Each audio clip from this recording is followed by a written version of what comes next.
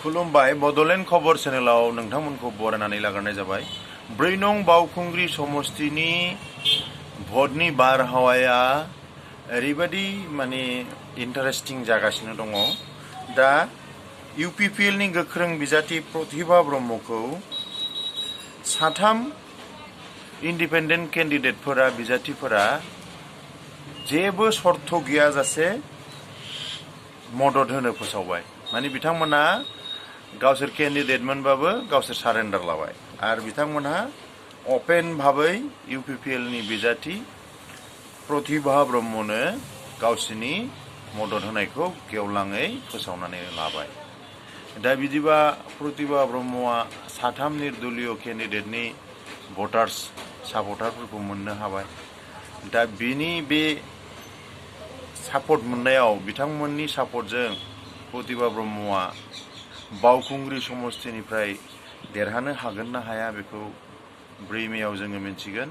खिन्थु बिथांनि थाखाय बियो बिराद मोजां खबर दा आरो गुबुन पार्टिनि केन्डिडेटफोरनि थाखाय बियो साननो गोनां बाथ्रा जाबाय। मानोना बिथांमोनहा बिदिथ' भटखरि जागोन हयथ' सानाखैमोन। बेबादिनो भटनि जे बारहावा मोनफ्रोम जायगायावनो माने इन्टारेस्टिं जागासिनो। दा थिग डक्टर हिमन्त बिश्व शर्मायाबो एबार गावसिनि गोदान सरकाराव बिहु बा बैसागु आरो फुजायाव बयनोबो सिलिन्डार मोनफा मोनफा फ्रि राननानै होगोननो। बेथ' माने बयनिबो थाखाय बिराद मोजां खबर। मानोना सिलिन्डार मोनसे फ्रि मोननायानो बेसेबां गिदिर बाथ्रा आरो सिलिन्डार मोननैबाव बिहु बैसागु आरो फुजा बेथ'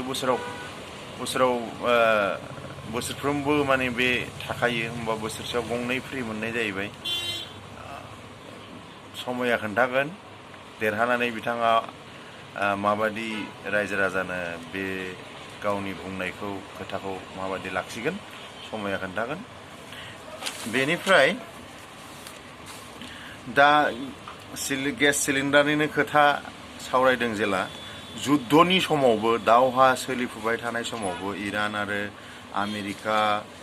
इरानजों आमेरिका आरो इजराइलनि जे दावहा बे दावहा जाफुनाय समावबो भारतआव गंसे एलपिजि गेसनि जाहाजा सौफैबावबाय आरो बे जाहाजाव दङ 46,650 टन एलपिजि आरो बे जाहाजनि नामा जाहैबाय ग्रिनसन-V नामनि जाहाज। नोंथांमोनहा बे बड'लेण्ड खबर चेनेलखौ जायफोरा गोदानै नायदों बिथांमोनखौ आङो खावलायो गुरैयै साबस्क्राइब खालाम, लाइक खालाम आरो शेयार खालाम। एसेनोसै।